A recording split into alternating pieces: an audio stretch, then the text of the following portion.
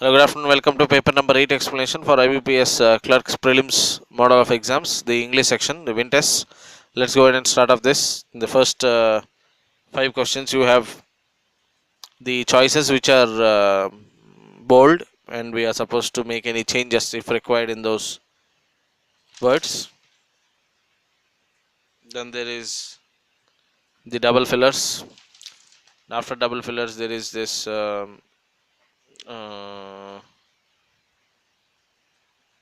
close test, which is related to IT, and then you have the comprehension. That's it. So let's go ahead and start off. Okay. So first question: trains are still the preferred opportunity of long distance travel.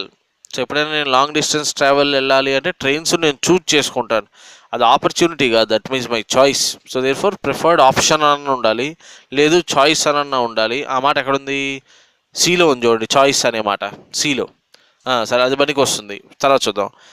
For most Indians but passenger dash passenger amount అన్నారు. Passenger amount కాదు, passenger numbers. Particularly in the more expensive berths have begin to, బెర్త్లు ఉంటాయి కదా, బెర్త్ల్లో have begin to decline. Have begin కాదుగా, have begun అనన్నా ఉండాలి కనీసం. లేదు, సో స్టార్టెడ్ అని ఉంది, అది సరిపోతుంది. సో ప్రిఫర్డ్ చాయిస్ అది. ప్యాసింజర్ నంబర్స్ బెర్త్ల విషయంలో దే స్టార్టెడ్ టు డిక్లైన్. అన్ని రకాలుగా సరిపోయింది. సో ఆప్షన్ సి అవుతుంది. Next, the census of actions by the president and his close associates. ఇది చూడండి, సెన్సెస్ ఆఫ్ యాక్షన్స్ ఏంది? సెన్సెస్ అంటే కౌంట్ చేయడం అని కదా అర్థం. సో అది కాదు, అది పనికిరాదు.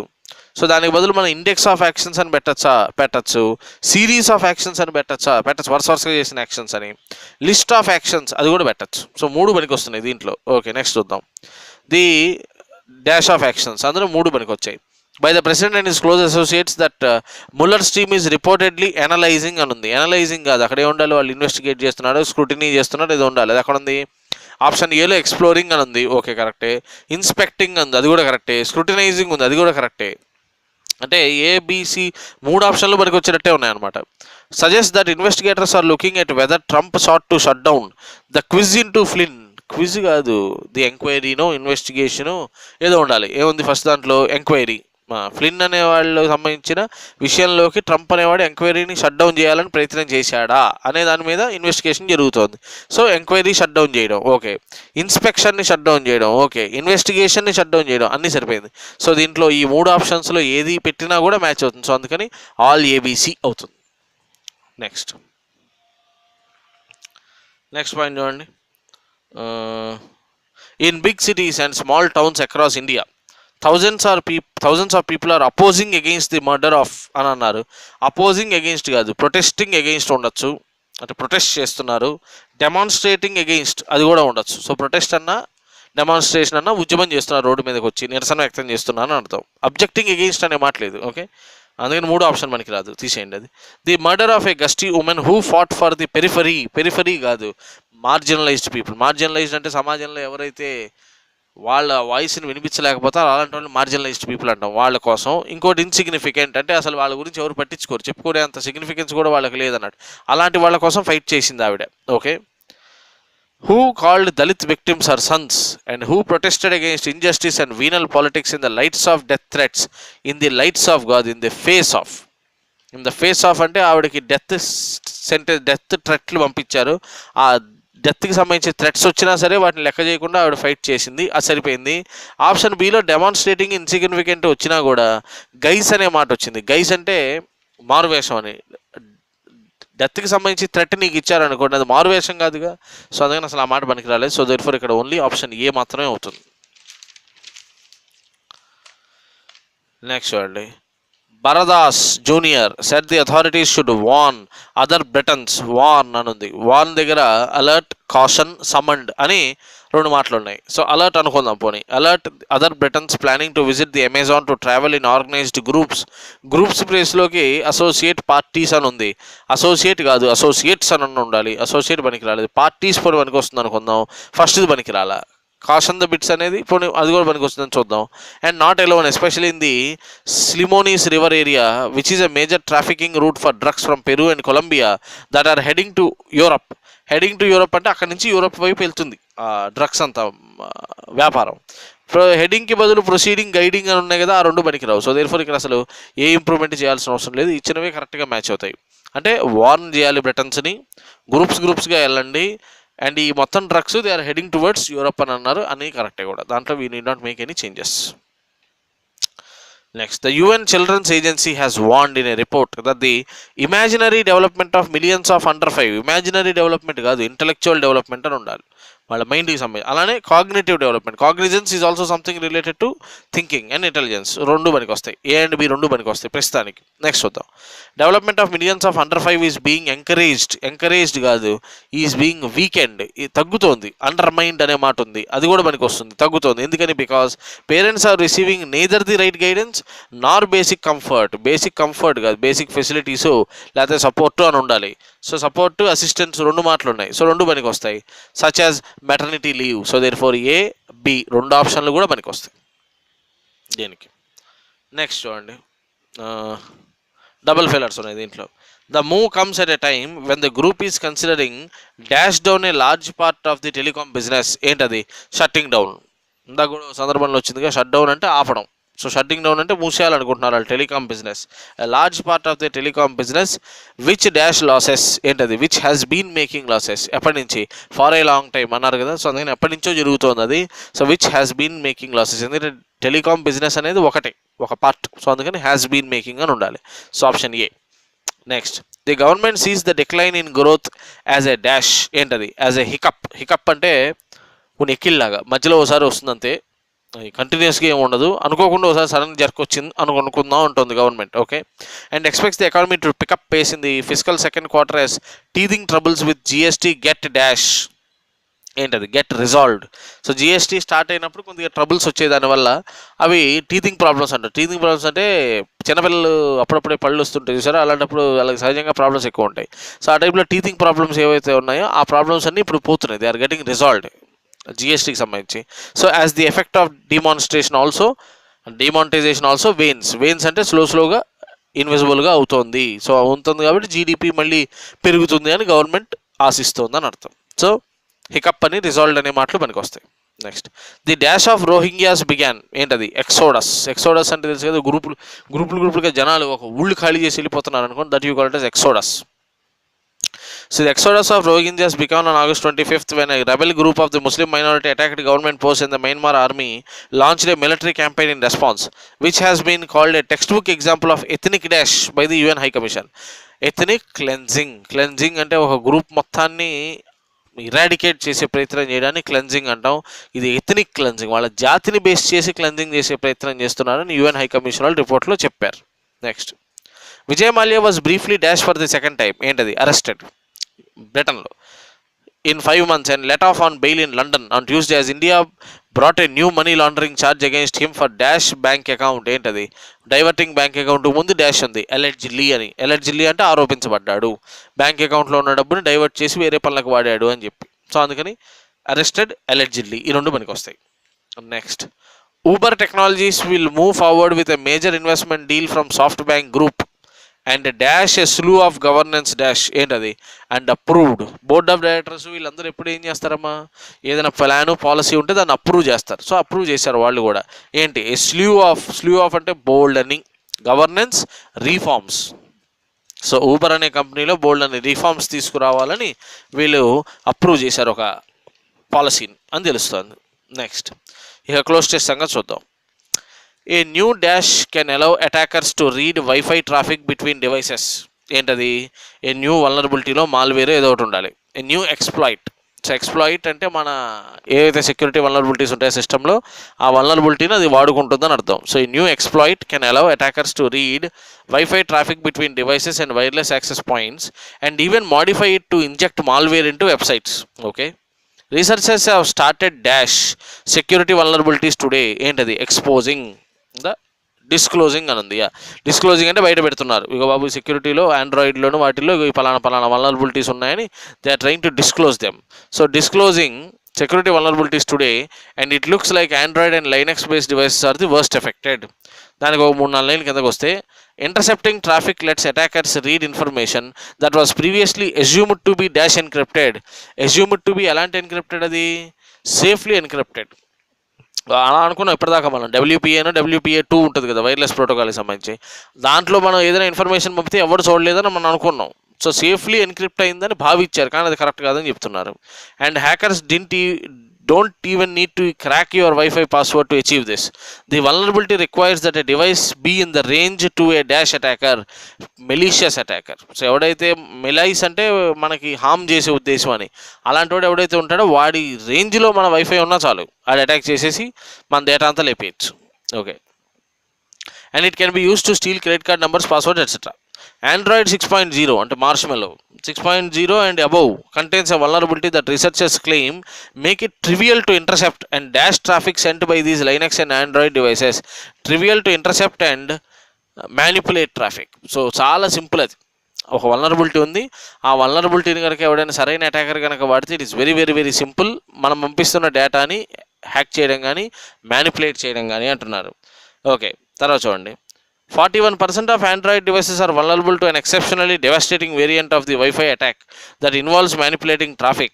Attackers might be able to dash ransomware or malware. ఏంటది మన దాంట్లోకి ఇంజెక్ట్ చేయగలరు వాళ్ళు.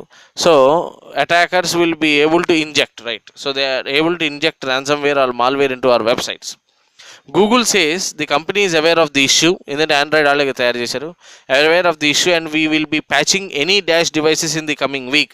Any infected devices are affected devices. ఏముంది, ఇన్ఫెక్టెడ్ లేదు కదా, లేదు. సో అందుకని ఎఫెక్టెడ్ డివైసెస్. సో ఏవైతే డివైసులు ఆండ్రాయిడ్ వాడుతున్న దెబ్బతిని ఉన్నాయో వాటికి సంబంధించి సెక్యూరిటీ ప్యాచ్లు రిలీజ్ చేస్తామని గూగుల్ వాళ్ళు చెప్పారు. Okay, next. Although most devices appear to be vulnerable to attacks leading wifi traffic, the exploit doesn't target access points. ఇప్పుడు అర్థమైందా ఫస్ట్ ఆప్షన్లో ఎక్స్ప్లాయిట్ అనే మాట ఎందుకు వాడామో, సో అదే మాట ఇక్కడ వీళ్ళు కూడా వాడారు. So exploit doesn't target access points. The attack exploits vulnerabilities in the four-way handshake of a WPA2 protocol, a security handshake that dash client and access points have the same password. ఏంటది that ensures. ఇప్పుడు నేను wifi device, ఇప్పుడు ఒక wifi ఉంది నాకు router, దాన్ని నా cell ఫోన్కి కనెక్ట్ చేయాలనుకోండి, ఏం చేయాలి నేను, ఈ వైఫై రూటర్కి ఏదైతే పాస్వర్డ్ ఉందో అదే పాస్వర్డ్ నా సెల్ ఫోన్కి ఇవ్వాలి. దాన్ని హ్యాండ్ షేక్ అంటాం. అదైనా ఆ టైప్ హ్యాండ్ షేక్ దగ్గర వల్నరబిలిటీ ఉంది, అందుకని వైఫైని ఎవడైనా సరే హ్యాక్ చేయొచ్చు అని చెప్తున్నారు. Okay, that ensures client and access point have the same password. Okay, ఇంకా 3-4 లైన్ల కిందకు వచ్చేస్తే, security researchers note that it's not worth changing your Wi-Fi password as this won't help prevent attacks, but that it is worth updating your router firmware. So ఉన్నే వైఫైకి పాస్వర్డ్లు మార్చుకుంటే కాదు, ఆ రూటర్ ఏదైతే నువ్వు వాడుతున్నావో వైఫై కోసమని ఆ రౌటర్కి సంబంధించిన ఫర్మ్వేర్ అప్డేట్ చేసుకోండి. And all client devices to latest security update. It might latest security ప్యాచ్లు అయి ఉండాలి, ఫిక్సెస్. అది సో కొత్తగా సెక్యూరిటీ ఫిక్స్లు రిలీజ్ చేస్తుంటారు కదా ఎప్పటికప్పుడు, వాటిని డివైస్ మీద అప్డేట్ చేసుకోవాలి, నీ రౌటర్కి సంబంధించిన ఫర్మ్వేర్ విషయంలోనే అప్డేట్ చేసుకోవాలి. Okay, it might be that your router dash require security updates. Router may not require, may not లేదు కదా, so does not require. So మీ రౌటర్కి సెక్యూరిటీ అప్డేట్ అక్కర్లేదు, అయి ఉండొచ్చు, అయినా సరే require a security update, says researchers, but it is worth checking with your router vendor to make sure. అయినా సరే ఒకసారి నీ రూటర్ ఎవడైతే అమ్మాడో ఆ వెండర్తో ఒకసారి వెరిఫై చేసుకుంటే బాగుంటుంది, to make sure that you are not having any vulnerability అని అర్థం. ఇది ప్యూర్గా అవుట్ అండ్ అవుట్ ఐటీకి సంబంధించి వైఫై, హ్యాకింగ్, ఎన్క్రిప్షన్ దీనికి సంబంధించిన విశేషం. రైట్, నెక్స్ట్గా లాస్ట్గా కాంప్రహెన్షన్ సంగతి చూద్దాం. ఈ కాంప్రహెన్షన్ అంతా యాపిల్ క్యాపిటల్ అనే దానికి సంబంధించి ఇచ్చారు. అంటే యాపిల్ కంపెనీ కేవలం మనం అనుకున్నట్టుగా ఫోన్లు మాత్రమే తయారు చేయడం కాదు, ఆ ఫోన్ల ద్వారా యాపిల్కి విపరీతమైన లాభాలు వచ్చాయి, బోల్డంత డబ్బు వచ్చింది యాపిల్కి. ఆ వచ్చిన క్యాష్ అంతటిని పెట్టి వాళ్ళు ఫైనాన్షియల్ ఆర్మ్ ఒకదాన్ని తయారు చేసుకున్నారు, యాపిల్ ఫైనాన్స్ అనే పేరుతో. ఆ ఫైనాన్షియల్ ఆర్మ్ ద్వారా ఆ డబ్బుని తీసుకెళ్లి డెరివేటివ్స్లో ఇన్వెస్ట్ చేయడం ద్వారా హెడ్జింగ్ చేయాలనే ప్రయత్నం చేయడం, స్టాక్ మార్కెట్లో ఇన్వెస్ట్ చేసే ప్రయత్నం చేయడం, వేరే కంపెనీలో ఇన్వెస్ట్ చేసే ప్రయత్నం చేయడం, ఇలాంటివన్నీ చేస్తున్నారు. ఇదంతా యాపిల్ CEO స్టీవ్ జాబ్స్ పోయిన తర్వాత వాళ్ళు స్టార్ట్ చేశారు. ఏది ఏమైనా యాపిల్ వాళ్ళు ఇలాంటి ఇన్వెస్ట్మెంట్లు చేయడం వల్ల వీళ్ళకి కూడా రిస్క్ ఉంటుంది. వాళ్ళు ఏదో వాళ్ళ స్కోర్ అది చెప్తున్నారు, రిస్క్ స్కోర్కి సంబంధించి ఏది చెప్పినా కూడా ఫండమెంటల్గా ఫ్యూచర్లో యాపిల్కి రిస్క్ ఉండొచ్చు.